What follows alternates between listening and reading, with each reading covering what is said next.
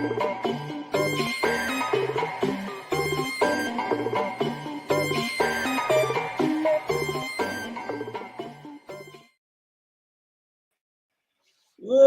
up, everybody? What's up, and welcome back to On the Warpath. It's your boy Sanchez 405, and if you're new, make sure you click that subscribe button, hit the bell so you get notifications anytime there's new content posted. And as always, like, comment, share this video out, because you know what we do here. We talk about these Washington Commanders. What's up, everybody out there in the chat world? It's been about a month.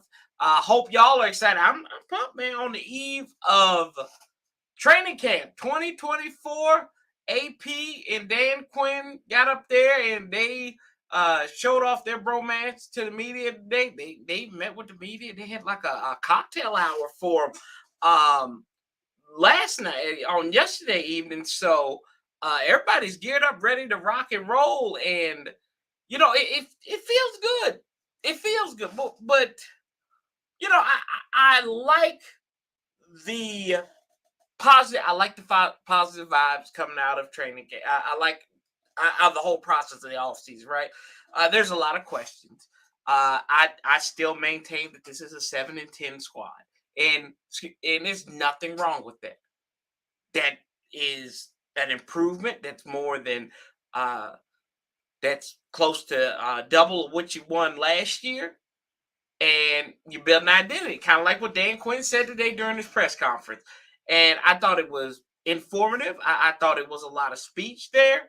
But you know, there was no confusion. He talked about Jayden Daniels and how long will it take him to be named the starter. He didn't say he wasn't going to be named starter, but he said there was going to be an air of competition there without really using the words. And I think, you know, most of are assuming, but you know what they say about assuming. You make an ass out of you and me.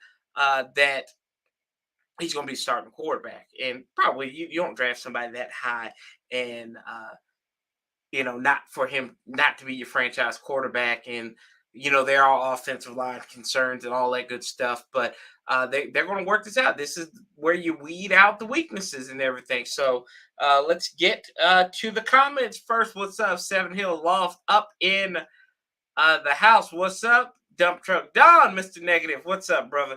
And then Pat Rock says we will get Ayuk. I don't know about that. Let's see here. He's hype. Yeah. All right. And then what's good, Patrick? How you doing, brother? Did you get season tickets? I did. Buccaneers will be a good first test. Yes, they will. Ronnie King said, I'm ready for game day. I heard that. I'm ready too. Y'all. I think we all ready, because we want to see what this squad is going to look like. It's exciting. You know, what are we about? Let's see. Where are we? So we play the Jets on the 10th of August. So that's a little later in the county easy get. But anyway, we play them on the 10th. So right around the corner here in a few weeks. So I you know, it's gonna be good to see. I mean, I doubt we'll see Aaron Rodgers or anybody like that, but it'll be a good test. We're gonna get some practices in with them and the Miami Dolphins, so that's good to go up against each other and learn stuff. And I kind of liked what Adam Peters and AP had to say about it, and Dan Quinn had to say about it. Real Dan Quinn, that you know, you going up, you get different looks and everything, and a microcosm inside the battle, and that stuff we didn't hear with Ron Rivera. You know, we always had people that were that talk about we need these practices. Like, yeah, why we need to practice? You go in there and you explain it. That's what Dan Quinn did. You get different looks. You know, if you keep on going against the same guys, you're gonna cheat up. You're gonna get tendencies that you don't see, and you become complacent. Now, people, they want to practice against us. That's good. You got two, and a team that should be better in the Jets. If they get Aaron Rodgers back, we'll see. He hasn't thrown a ball in an NFL game or played really significant football in 500 some odd days, as Colin Cowherd would like to say, which is something we'll talk about. Colin Cowherd, think of Washington, going to make the playoffs. To second in the NFC East. That's a little tantalizing. Then you got the Dolphins there. So you got one of the better defenses and one of the better offensive teams that you get to go up against. And then, that should get you ready. Hopefully that'll have you ready for Tampa Bay on Sunday, September 8th, excuse me. Alexander Wilson. What's up, Alex? How you doing? I think it's a 4 or 5 win team, but it depends on how well Jayden. But I hear you. Like I said, I think this team will be much improved this year, just by I think on the sheer effort and the identity of the squad. And I think that I think you kind of weeded out some guys who, maybe to Montez Sweat's point where he said, uh, there were a lot of alpha males in there. I said, there's nothing really alpha about a 4-13 team and a 8-1 team, and a 7-10 team and a 7-9 team that uh, won backed into the division. Or they say, I say, hey, we won the division, in a bad year. Doesn't really matter. We'll see. If you hopefully you weed it out of some of those guys, and you can focus on being about the task of winning. I know a lot of people aren't big fans of John Allen right now. They haven't been for a while, so we'll see in that respect. But yeah, I 4 or 5 wins. Like I said, I think they get 3 more. They can find 3 more wins. I think they win in the division this year. I think we split with the Giants this year at least. I think we're going to win those games, especially like against Carolina. So that's 2 games. That gets you 2 games right there. Who else can we beat? I think we win the Giants game at home. It gets a little down. I think we beat Chicago at home. I think we get Pittsburgh at home. The Titans at home. I think we can get them. Maybe we can beat the Saints. We win versus Atlanta. So that puts you right there, like 1, 2, 3, 4, 5, 6, 7. He's about 7. You maybe flirt with 8 if you sweep the Giants. God, like I said, I think we probably go on 1-3 to start out. You get that win in week 2 against the Giants, but then you're at the Bengals, at the Cardinals in consecutive weeks, and then you come home for the Browns. And we don't know what the Browns are going to be, but the Browns use a good team, and we don't know who the quarterback's going to be. So if you got your massage therapist out there in PG County, make sure they hit up Deshaun Watson. We don't even know Deshaun Watson. He seems like he's a shell of his former self. So that is what it is there. Ronnie King says 11-5. He is 11-7. Optimistic. I think you mean 11-6, but I digress and never say damn straight. We need to beat Tampa. Corey says, I can't help. What do you mean you can't help? Let's see here. Repeat Texans, but better play by Jayden. Okay. Let's see. Raise hell. What's up, Steve? Herd season. Let's go. How are you? I'm doing well. And it says it's so hard to predict wins in July because you don't know what teams are going to look like with the regular season. That's true. That's true. But it's fun. It's fun exercise. It's fun exercise. And then I go on laws. I just go on that law of change. I said the same thing about Ron Rivera in his first year. I said you should be able to double your win total and then back in to a couple of games. And that's exactly what they did. They doubled their win total. They went from 3 games to 7. So they won 6. And then they backed in. You can say whatever one you want to say they backed into. And they had a crappy division. So, but they did what they're supposed to on the regime change and everything. So, we'll see. Corey said, I can't help but think that we are one offensive lineman injury away from picking top 5 next year. Could be possible. That could be possible. That's very possible. That is a real concern. Tony and Tim and I talked about this last week. There's a concern. Andrew Wiley, they on their right side. He can be a major concern. You don't know who your left tackle is. Is it going to be Brandon Coleman? Or are you going to put Cornelius Lucas out there who I don't think. Let's do some math here. Let's do some math about Cornelius Lucas. Lucas, let's see. Has he even started a complete season in his career? He played in 16 games, but he's never started more than 12 games, and that was back in 2022. And that's when he was playing right tackle. But in Detroit, he started 3 games. He started 6 over 3 seasons, but he played in 35 games. When he was with the Rams in 2017, he started 1 game, played in 1 game. New Orleans, the same thing. And in Chicago, he started in 8, played in all 16. 8 in Washington the first year, played in 14. 7 starts in 2021, played in 15. 12. So first time he double digits, and this is in his 8th season. So that's a concern for me right there. Is that you're not gonna put a setup man to be your all day, to be your ace of your pitching staff, right? No, you're not. You're not gonna do that. So that's what he kind of seems like. He can come in relief, but can he be the full-time guy? That's a question. And at his age, going into his age 33 season, that's a huge question. Just turned 33 this past week. Just turned 33. Happy belated birthday, Cornelius Lucas. Shout out to you. 10-7. Okay, and Steve says we are going to win the Super Bowl and winning it this year. I want to know what kind of drugs Steve's on, because I would like some, sir. I really would. I can't say that with straight face, Steve, that we're going to Super. Now we're going to debate playoffs. Okay, yeah, we can do that, but I can't. In my heart of heart, I cannot say with good conscience and good faith that we are going to go to Super. If we did, Lord, we sit here July 23rd. Good grief.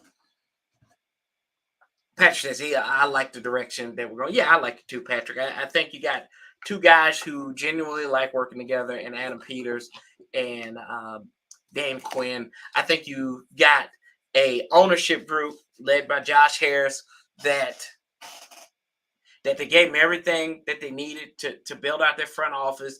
They got guys in here, Lance Newmark. They hired Fitterer. That's a hell of a name. They've got a lot of guys in here that are experienced, that are good with evaluating talent. And then you look on the coaching staff. You brought in a guy you brought in 2 guys on the offensive staff that was former head coaches, and Cliff Kingsbury, and then Anthony Lynn. Brian Johnson, he was a head coaching candidate, and towards the middle of that early on that season, we thought he probably would be a head coach coming into this year, but that didn't work. You got him as a passing game coordinator. You got Ken Norton Jr. on there as a linebackers coach. I think finally we're going to see high competitive play from our linebackers. It's led by Bobby Wagner. We don't even know if there's a space for Jamin Davis on here yet. That's been some of the rumbling. I've heard Scott Jackson out there in the 757 now. He's like, I don't know. Him and this guy James Witham, they were talking about it. They're like, we don't know if a speed demon Jamin Davis is going to be on the team. After he might be a final roster cut. Don't know. So we'll see. Hopefully they can turn him into what Paulie's been saying for a long time. I know I've heard, like, Pedro said the same thing, that you put him down in the ground, but Paulie was the first person on that. So we'll see if they can turn him into that Micah Parsons role, and maybe he can thrive in there. And I joked, because it was a hot take day when I was out there a couple weeks ago. And we said, I said, this is going to be a Pro Bowl year for Jamin Davis. There you go. That's a hot take for it. Just joking. You weren't joking. You weren't joking, Steve. It's okay. Let's see. I just want to look like a real. That's right. And you know what, Patrick? I think you bring a good point. I want to look like an NFL team, and that's why I say I hold to 7 wins because I think this team is going to be more competitive. I still think double-digit losses, right? It's still 10, still double-digit losses, but you improve. I don't think we're going to lay that. I don't think we're going to sit here and uh, we're not going to sit here in November and just have to talk about how we could possibly maybe scrape by. I think that we could be like the 2021 Detroit Lions. Now they didn't win a lot of games, but I tell you one thing: they felt you coming every time. Pause. They felt you. Their opponents felt them every time, and that's what they had. This is what we had to do. You hire a crazy man. I think Dan Quinn's got that crazy in him. Dan Campbell, but this was his first go around. So maybe it might not be that long for the turnaround. I don't know. But we'll see. So I kind of want to get in. I took a couple of notes from let's see. Oh, what's up, Gus? Oh no, geez, man. Welcome to year 8, Gus, of being on the ride. Appreciate you, bro. Appreciate you, brother. Anytime Gus come up here, gotta highlight him. Number 5, rookie of the year. Go Commanders and hail to the Redskins. Yes, sir. Yes, sir. Still hate Dallas and Bruce Allen. You know what? I don't even think Bruce Allen's mama like him. So Mrs. Allen don't like. I don't think his daddy liked him either. So there you go. Exactly. So I kind of, and, we're gonna talk a little bit about, I thought the way they were talking and going into it, I think they played off of each other very well. Dan Quinn and Adam Peters did. Talked about what training camp entails with him. He says it's going to be challenging. It's going to be demanding, but he says it's going to be fun as hell. Let's go rock and roll. That's like, I mean,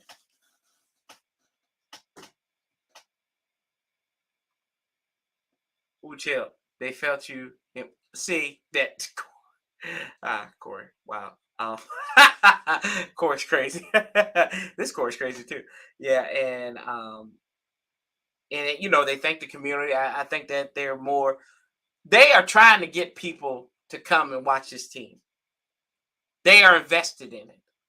They realize that they have done nothing. The narrative was for so long that people should come and support this team. People should do this. People should do that. I've been type person. I'm like, yeah, we should. I mean, it's our team. We should go and support them. They know they got to win people back. They know they still win people back. And, we'll talk about Jason Wright's departure here in a few minutes. But, yeah, I thought that was good for AP. Com asked a question about when will they know about Jayden Daniels being ready. Sorry, Rio. I need to go. I'm Corey. Hey, Rio.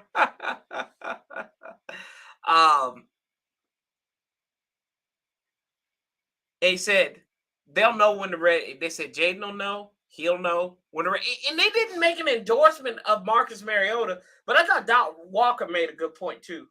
There's a lot of parallels between Marcus Mariota and one Jayden Daniels, number 2 overall pick, Heisman Trophy candidate, mobile quarterback. Now we don't want Jayden's career to go the way of Marcus Mariota. Now Marcus has had a okay career. He ain't had he hadn't had a terrible career, but he hadn't had a great career either. So he's been okay. I mean, the man won a playoff game in Kansas City. And if I'm not mistaken, am I right? He's the last starting quarterback to win, opposing starting quarterback to win a playoff game in Kansas City. Somebody check me on that, but I think that's correct. He completed a touchdown pass to himself. There you go. So, I mean, it's like they're gearing up in, like, he didn't say there's going to be a full-out competition, but he didn't say there wasn't. Like, they're very non-committal on a lot of things. Like, they give you answers, they kind of leave it out to interpretation. So, I guess I appreciate that a little bit. because he talked about no journey being the same to Dan Quinn, and it's going to look different for everybody. So it's not in this glass box that like Ron Rivera and them tried to make it. Like this is what it's going to look like. What QB1 has to do, or we're just going to name him QB1 without having any experience whatsoever. Um, they're going to let it happen naturally. That's what they said. Uh, so yeah, and then they had some other things that they talked about. I liked how I think Nikki may have asked a question. Nikki Giovanni from the Washington Post may have asked a question, but they talked about the Brandon Ayuk tweet, not tweet, but TikTok, and I just like how to handle it. AP answered it for the most part. He said, first and foremost, he said he didn't have practice footage. He had still. We handle it internally, and we're unconcerned with that. That was a perfect response. Basically, he says, none of y'all's damn business. We handle it inside the family. You don't need to say what you did, how much you fined him. You don't need to make him a sacrificial lamb. It's nobody's business but the people in that room. They handle it internally. They probably talk to him and say, hey, this can't happen again. It's not like Jay Gruden saying, well, Robert needs to worry about Robert. It's not like Ron Rivera going out there and basically throwing Dwayne Haskins under the bus. And giving up the farm and just word vomiting and showing his hand. That's a professional ass answer, y'all. Even if they're not worried about it. Even if they are worried about it. He came all played it cool, calm, cool, collected. Because it's stuff like that, right? It's that little stuff that we still have Stockholm syndrome. I'm convinced of it. I said this on Command Dads last week. I asked a question because Kevin Sheehan had brought it up. He said, are you concerned? I'm paraphrasing, of course. Are you concerned that there hasn't been any negative constructive criticisms of Jayden Daniels? So I'm sitting there driving. I got about an hour drive going to work, right? And I'm sitting there and I'm like, huh, okay, yeah, I see where it's coming from. But what sick, twisted individual, if it's going, like, if there's nothing wrong, why are you looking for something? Why are you looking for trouble? This is like when I was in college, right? And I was coming back from our Christmas ball. And I admit, I had a little bit, I had an adult beverage. I was 21. I could have an adult beverage. And, you know, you have RAs, you have housing directors, right? So a guy who independently works for the institution.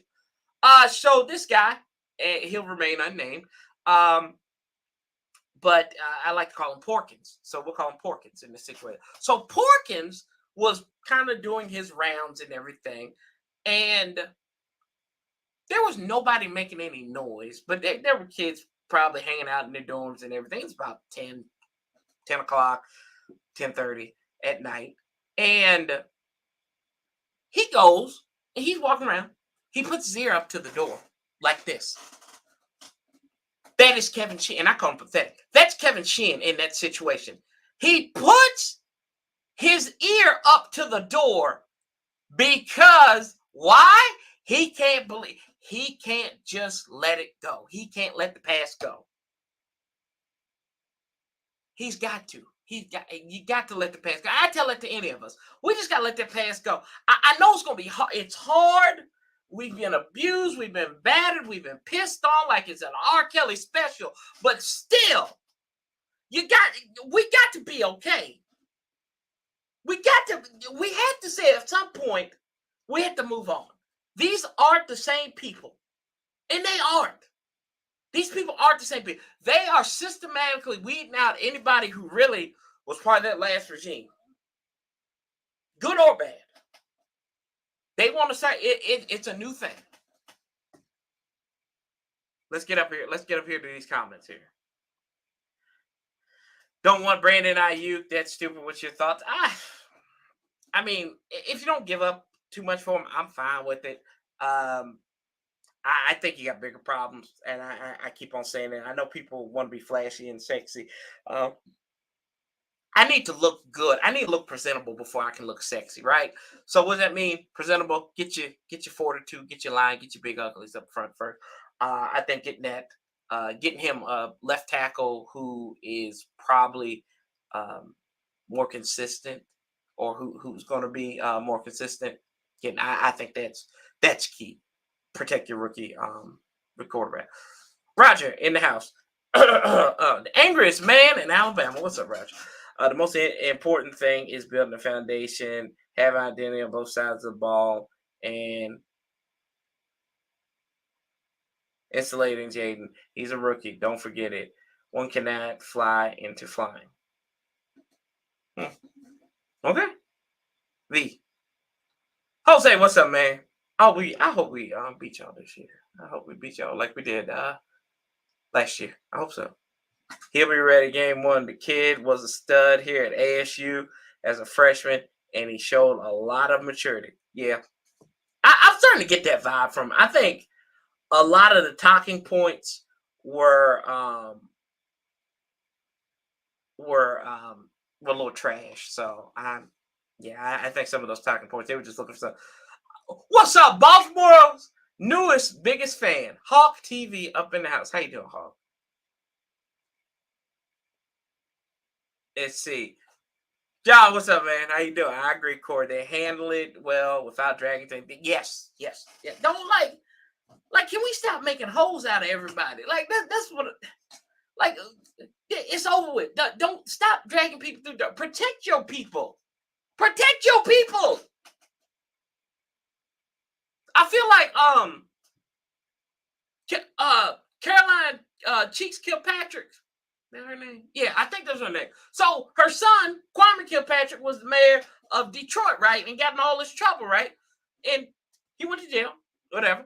But she said this. She said, y'all gonna let them do this to y'all's boy? They need to take that same attitude. You gonna let them do that to y'all's boy? No, hell no.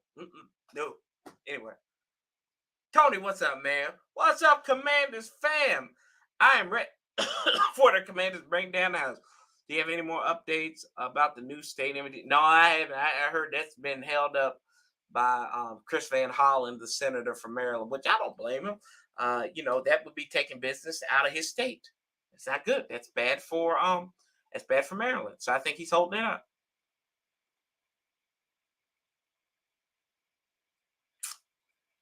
Yeah. Okay.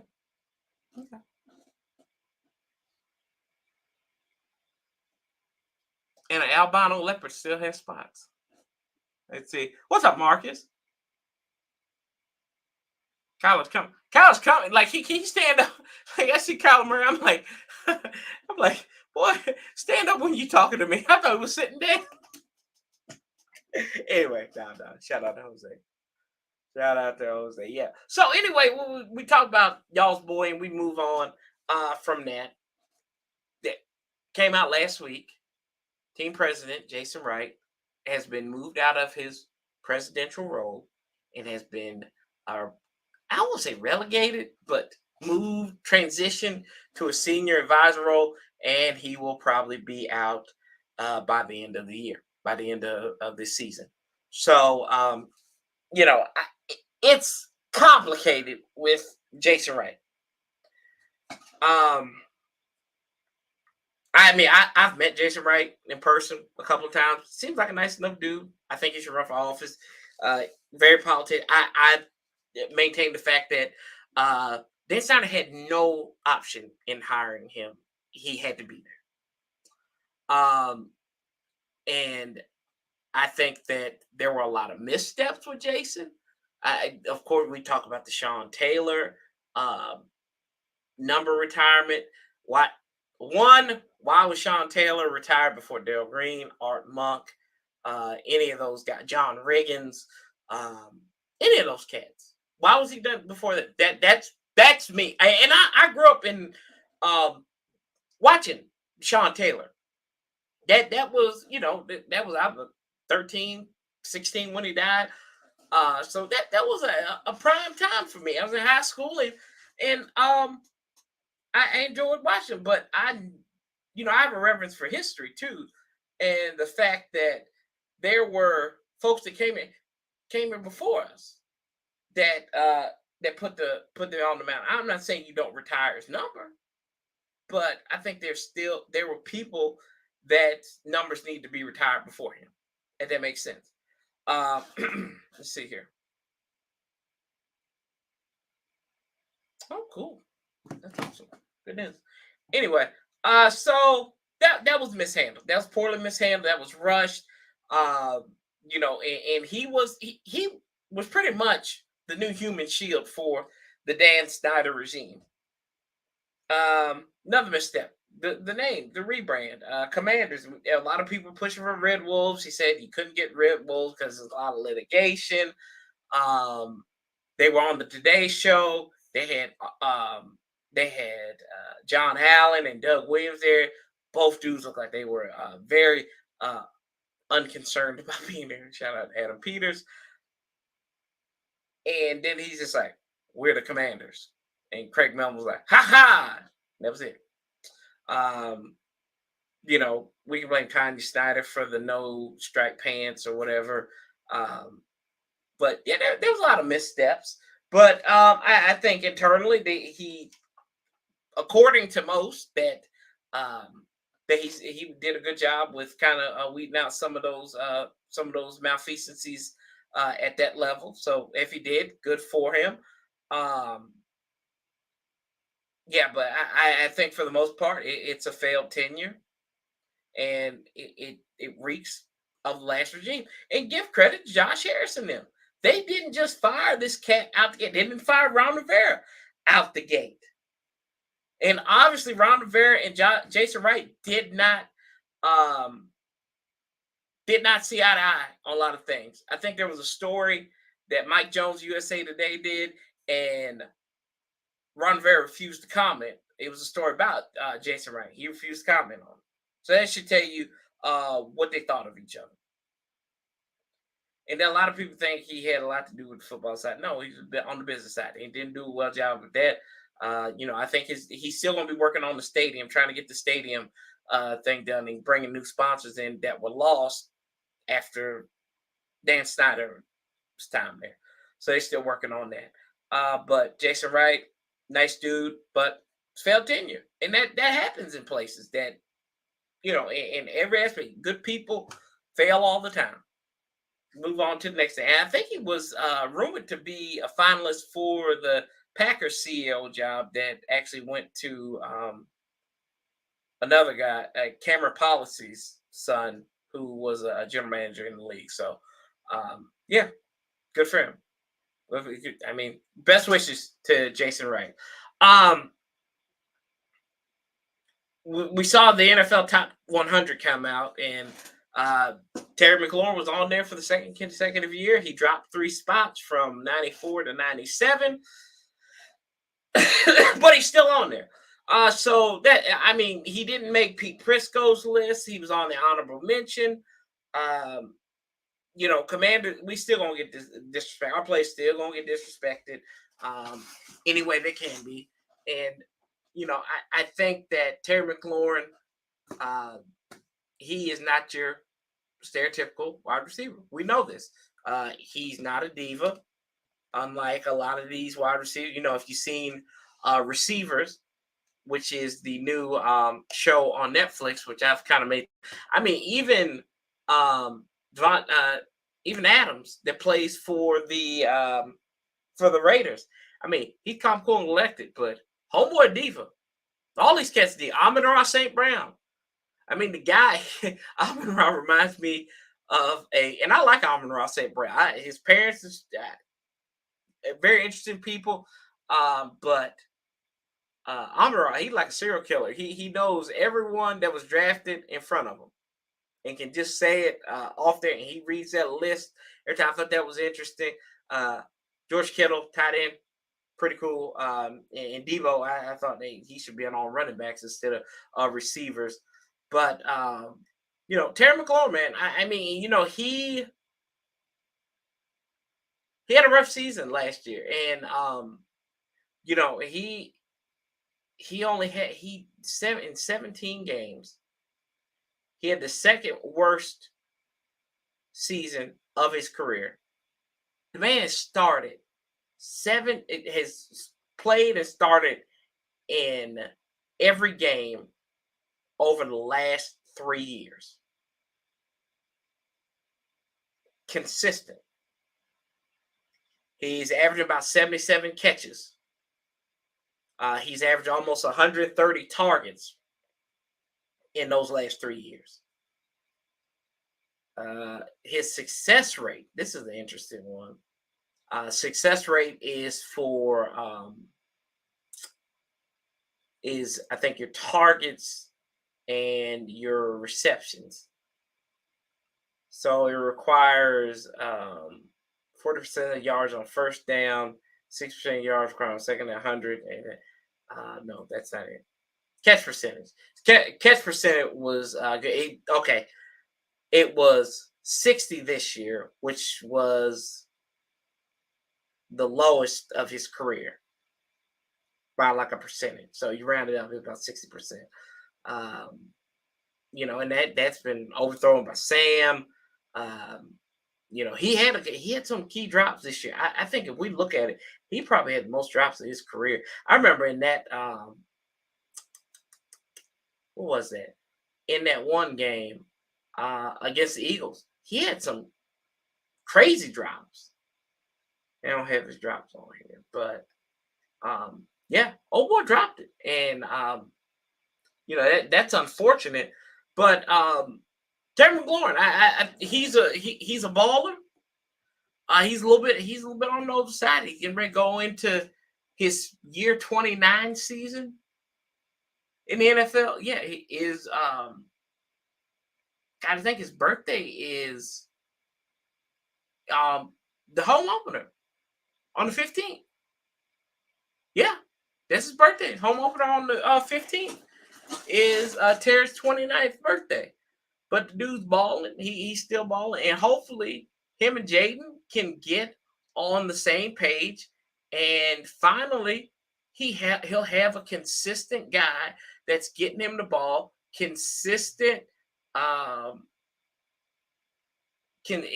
getting him the ball consistently. Now, like I said, he didn't help Sam out in the Eagles game and a couple games this year. But we've seen that.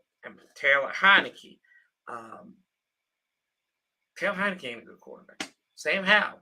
He may be a good quarterback eventually, but he wasn't a good quarterback, unfortunately. I wish him all the best. I'm going to watch Seattle very closely because I'm rooting for the cat. I wish he could have worked here, but, you moved on. Let's see, what's Corey talking about here? Corey says, we start winning, no one will care who the team president is. And that's another thing. Nobody knows who the hell their team president is. Nobody knows who the team president is. I bet you only like psychopathic fans, probably like yours truly, would know who the team president is. Nobody knows. Like regular fans, casuals don't know. Let's see here. Gotta catch the pill. Yeah, you do. You got to. What's up, Dubs? Doing good. He's doing good. Him and his mom went to a ball game tonight. And how's yours doing?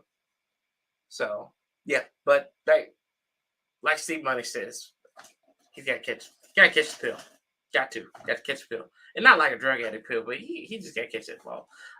Anyway, so with that, they said the NFL top 100. I like to do an exercise I haven't done in a while, and it's called the Commanders Top 10. G from the shop, you already know, bro. What's up, man? Man, you already know. Don't tell Paul I'm off. I forgot to tell him I was on. I'll get cussed out later for that. But I kind of I did this exercise probably about 2 years ago, maybe 4 years ago. But I wanted to do this again, and I don't really have a particular number, so I'm just going to give you 10 players I'm looking at this year who I think they're going to they're going to be key producers. Um, they're going to be key producers, and they could be potential Pro Bowlers. Just 10 guys, top 10 on this roster.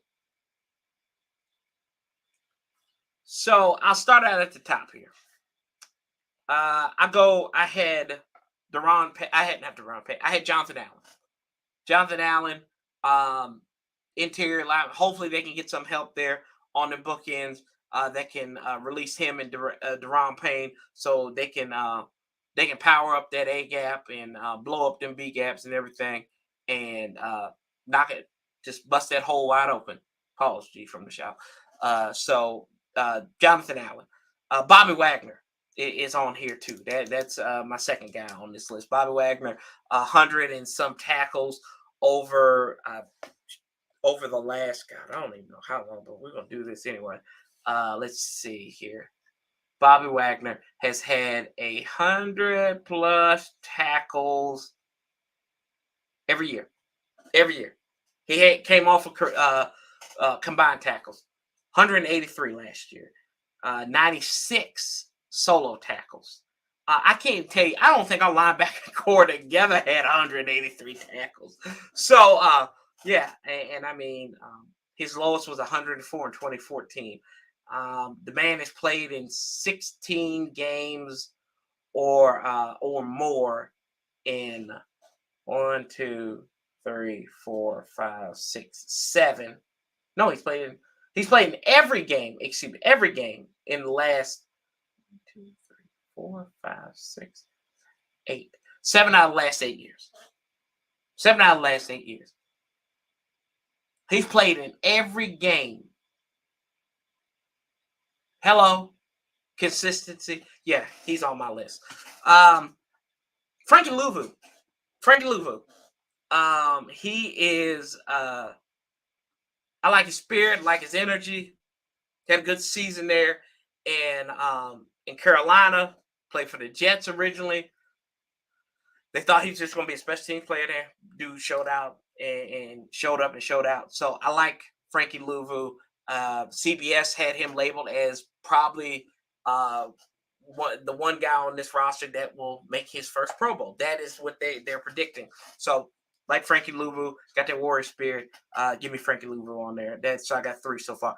Deron Payne's on here, of course. Right? Deron Payne basically had a whole drive against the Denver Broncos where he had a hold down in distance where he had tackle for loss, a sack, I think a batted ball or whatever. So give me Deron Payne. Go on the offense for the first time, and Sam Cosmi. Think he's the best offensive lineman on the team. Originally he was drafted as a tackle, moved inside the guard, did really well, was consistent there. Sam Cosmi, I think that's one side. You don't have to worry about him at that right guard spot interiorly. I think interiorly we're going to be good. You got Biotish. I think Allegretti will be an improvement at the left guard spot as well. So Sam Cosmi is my guy there who moved in from right tackle to right guard this year. Terry McLaurin on here too. Terry McLaurin, we just talked about him. The guy's the leading receiver for the team, 1,000-yard receiver 4 years in a row. If he hadn't got hurt in the Giants game in 2019, we'd be talking about the man having 5 consecutive 1,000-yard seasons to start his career. And there you go with him. I do need this from Terry McLaurin. Brother, can you catch more than 4 or 5 touchdowns? He hasn't caught more than 6 touchdown passes since his rookie year. He had 7. Can we do this again? Cliff Frankenberry. Can I talk to you real quick, bro? And can we draw something up for him? Get Jahan and in this air raid offense that you want to do. Shout out. I love the air raid offense, man. Louvu, great sign. Go to ball. What's up, John? I had 0 loans for Jason Wright, but he did make history. And if Terry gets enough that in the year, he'll become the first receiver in NFL history to do that. to do it with that many different quarterbacks. Yeah, he does. Whew. I mean, my God. I mean, he was going through. He's went through quarterbacks, and Halle went through men in the '90s. But anyway, yeah, I say that out loud, and I said the quiet person. Drop someplace for scared there. Yeah, I'm going to get to Cliff here in a minute too. Also on this list, the rookie, Jayden Daniels. I think this offense is going to go how he goes, right? You got to protect him. But if Jayden Daniels is average, like I said, if he's just average, very mellow, if he, you know, throws for 20 touchdown passes, even 17 interceptions, and then runs for another 5 touchdowns. It throws for about 4,000. I think that's a good season. That's a good rookie season for me. Do I want more? Yeah, but I think that's going to be good for him in that first year, especially learning Cliff Kingsbury's system, which system that Kyler Murray did have success in. And I say this about Cliff Kingsbury too. Do y'all realize this is the first time since 2012 that the man is just worrying about offense, purely worrying about offense? As an offense coordinator when he was at Texas A&M, and we saw what they did. I think that was the year they beat Alabama at College Station. So, yeah, I think that it's going to be good for Jayden. It's going to be good for Cliff. He ain't got to worry about being a head coach. He can finally be it's his first time to be an offense coordinator in the NFL, not a head coach. So, outside of looking like a douchebag, he's, we'll see. But Jayden Daniels, not Jayden Daniels, Clifford Kingsbury. Let's get that right. Jayden, and shout out Miss Jackson. We love his mom. I have Dorrance Armstrong on here too. I think some reason I think Dorrance Armstrong is going to be the leading sacker this year on that line. I know he had a little rough year. He missed a few games last year. But I think he had 5 sacks. I think he can get. I think, in this offense, he was buried behind Micah Parsons and some of the guys out there in Dallas to get his time to shine here in DC. I think he will do it. It is. Let's see here. 1, 2, 3, 4, 5, 6, 7, 8, 9. Okay, 9. Number 10. This guy's gonna have a bounce back year. He's going to have a bounce back year. I think he wasn't healthy last year. He struggled. Give me Tressway. Tressway at number 9 as the 9th guy on this list.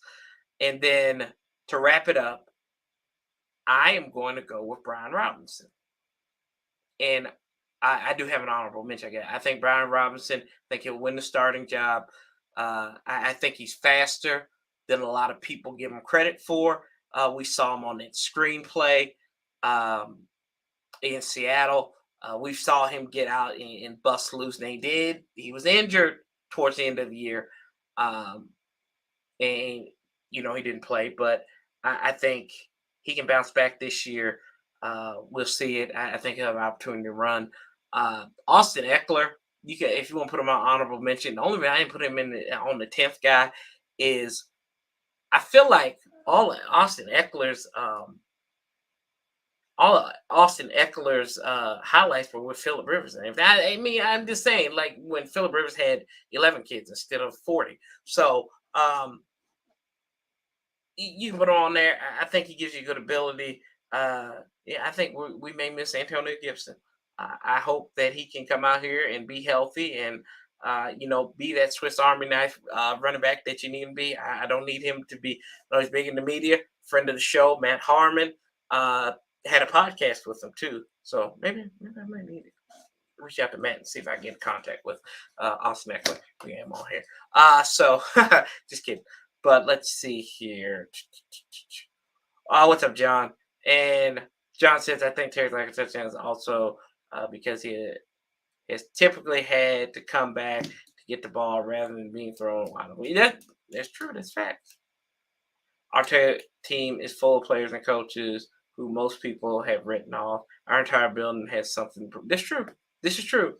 Like I like this coaching staff. I think Dan Quinn has put together a hell of a coaching staff. Let's look at this because we got 10 minutes. So, Commanders coaching staff.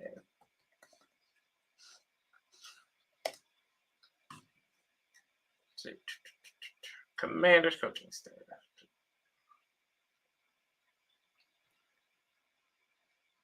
So no, we look offensively. Brian Johnson is the assistant head coach, offensive pass game coordinator. Who he was the offensive coordinator in Philadelphia, and we know because what's his name, Sirianni doesn't know how to act like an adult. He was gone. He need change him, and they went and got Kellen Moore. Hope that works out for you. And Anthony Lynn, run backs coach, former head coach in the league. Cliff Kingsbury, also a head coach. So you got two former head coaches on that offense. So we'll see how that works out. Tavita Pritchard back as the quarterback's coach. Thought he did okay with Sam Howell. David Blau comes in as the assistant quarterback's coach, a former quarterback in the league. His wife is an Olympian. So you got David Blau here. Bobby Ingram's back as wide receivers coach.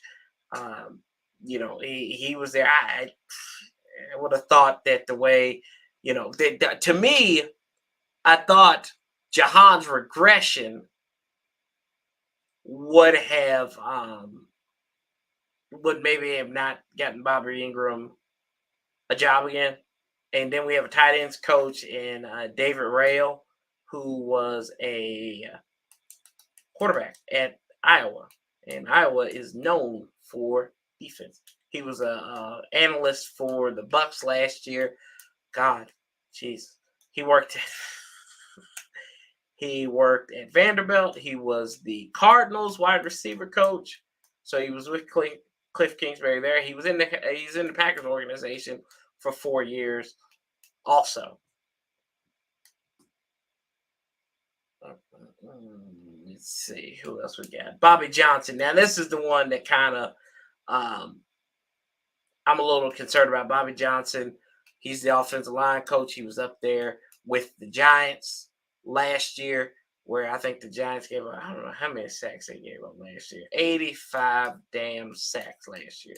We were just behind them. That was the second most in NFL history. Now, this could have been that they had an ever-changing offensive line. Hell, we couldn't get them. We sacked them 9 times, couldn't beat them. So, yeah, there you go. 9 of those sacks came for us. Darnell Stapleton, former NFL player. He's in there as the offensive line coach. So you got some former players. And Andre Coleman's an offensive player. He played for San Diego, Seattle, and Pittsburgh. Came from Texas. So wide receivers coach. He's there. Shane Tube, quality control guy. And this is 5th league in the 5th time in it. So this is the offensive side of the ball right there. You read special teams. I'll skip to that. Larry Izzo, was a hell of a special teams player for the Patriots. I think he won 3 rings with the Patriots. 3 rings? 3 rings? 3 rings, yeah. He's probably 3 rings. Yeah. Hell, he won 4 Super Bowls. He won 4 Super Bowls. So the brother knows how to win. Hey. And then he won with the Giants in 2011 as assistant special teams coordinator. So there you go. Guy knows how to win.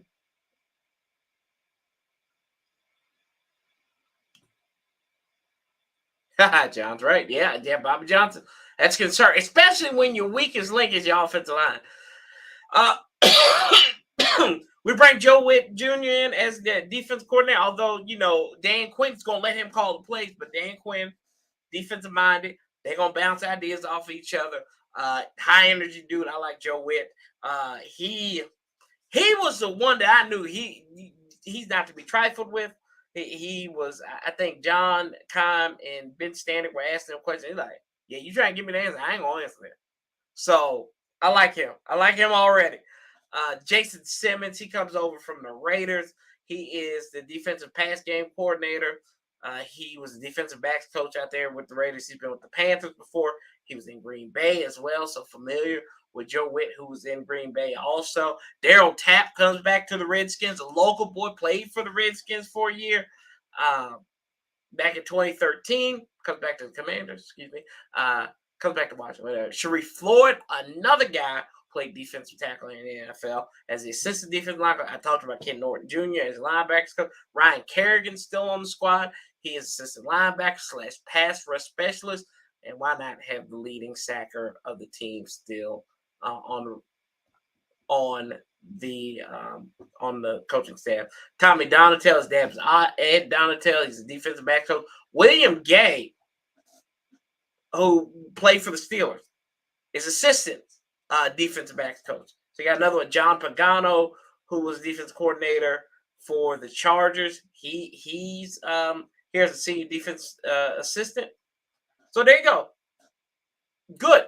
Like there's a lot of experience in that room, and none of these guys came from Carolina. None of these guys came from Carolina, or all these cats came from a failed Dallas program. I'm not saying Dallas failed defense. They whooped our ass all the time. So on defense, but yeah, I like this. I like them. I like this coaching staff. Let's see here. Couple things too. Let's read these last comments. Everyone, yeah, amen to that. And then top-notch coaches. Yep. Outside of Bobby Johnson. Brian Johnson might end up as our offense coordinator if Cliff gets a head coaching opportunity, but right now, I just like him as part of developing Jayden. Yeah. Maybe he can do some of the things for Jayden that they did with Jalen Hurts. I'd love to see that. I'd love to see it. Hey, remember, we did stop that tush push. Let's see. Rev Rashid, what's up? Rev checking in. Let's go, Commanders Nation. Arriving fast. Physical and violent. That's our identity. Something we never figured out during Ron's play. That's true. We did not figure that out during Ron's play. Hey, we get the gold pants back. That's gonna be fun. We get to see the gold pants at home, and yay! All excited? Gold pants? Woo, gold pants. I mean, they pushed them things. Okay, it is what it is. Just push it in. Nope, didn't get it outlaw, so we gonna see it again this year. Gold pants proof.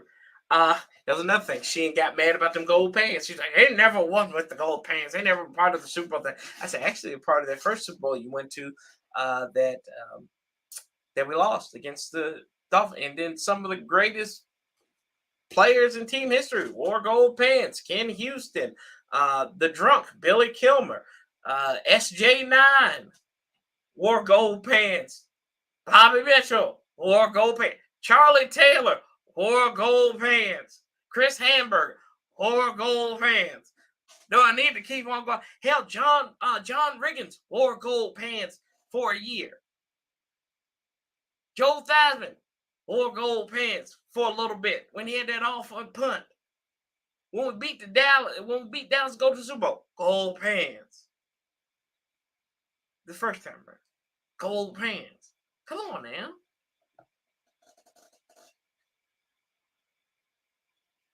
Good afternoon. Good afternoon. Good evening. Good evening. Good evening.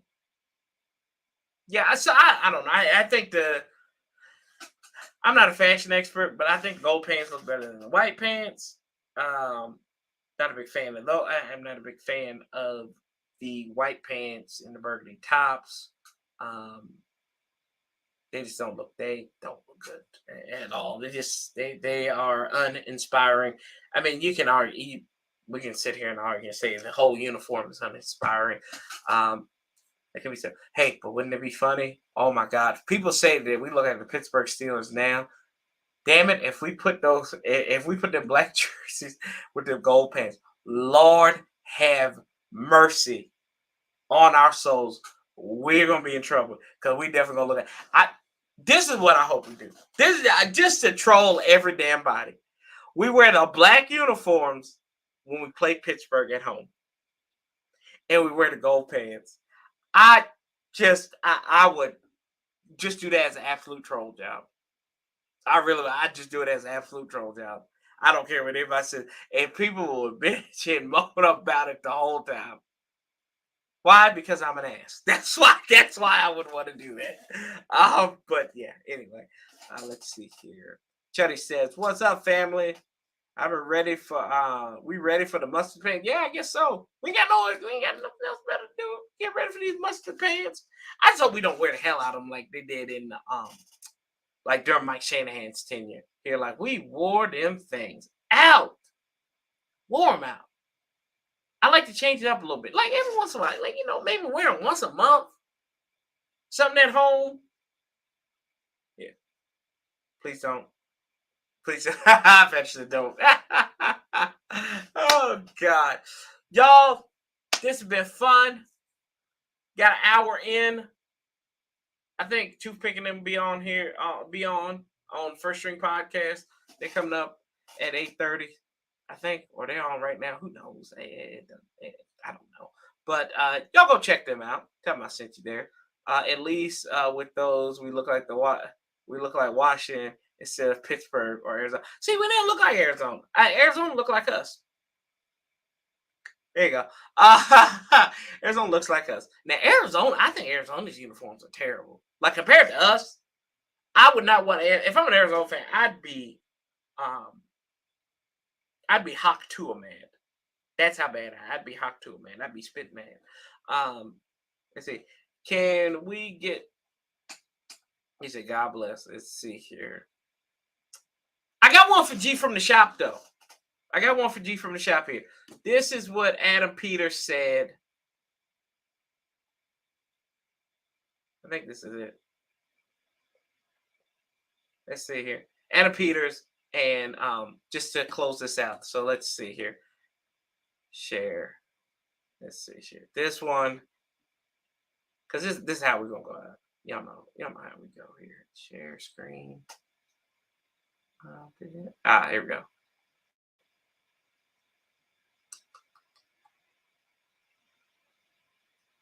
Let's see. And you're always thinking about ways to improve the team, what you can do better. But tying into your first question, I think with DQ, with his being his second go around, and how intentional and deliberate he was on learning from the things that he learned in Atlanta, has helped me immensely in terms of having someone who's been through it and helping me along the way. I can't thank him enough for that, and that part really impressed us all during the interview process, and it's come to life here. So whatever stresses I have, I know I can go to him, and he'll relieve them, and as best he can. Some things he can't, but whoa, that's not your fault. Whoa, here we go. Whoa, did y'all catch that? There you go. That's G from the shop special right there. So, whatever stresses I have, I know I can go to him, and he'll relieve them, and as best he can. Some things he can't, but pause. That's not your fault. Back at you. No, I think having this partnership is. Woo! There you go. That's fun. From training camp right there, y'all. Had to leave y'all with that one. That one was that was ultimate pause right there. Our all whites look like Arizona's factory second. Stop it. Come on, John. Don't do that to us. Don't do that.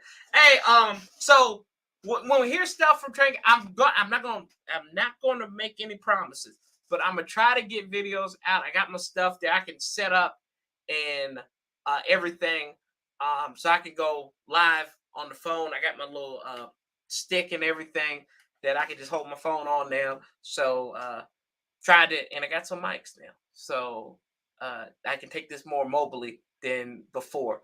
Looking forward to it. But y'all, you get your butt, you get stolen, get ape. That's right. Oh, what's up, Pick? And that's all Diddy right there. No Diddy. That's true. But I appreciate y'all. Love y'all. But as soon as they wrap up press conferences and stuff, hopefully I can get some videos out tomorrow and just breaking it down. And we're gonna be live, especially when the season comes back. Probably gonna be doing this twice a week. Of course, We're gonna have the Monday after pill after every game, and then hopefully Warpath Wednesday, depending on how the schedule works. Um,